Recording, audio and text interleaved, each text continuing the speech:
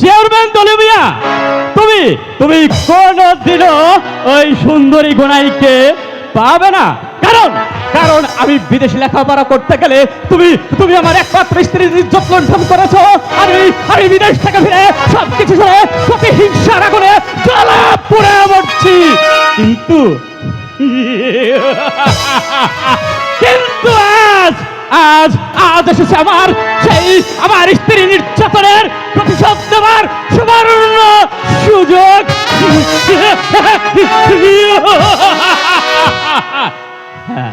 আমি নেবই আমার স্ত্রী নির্যাতনের প্রতিশোধ, চরম প্রতিশোধ।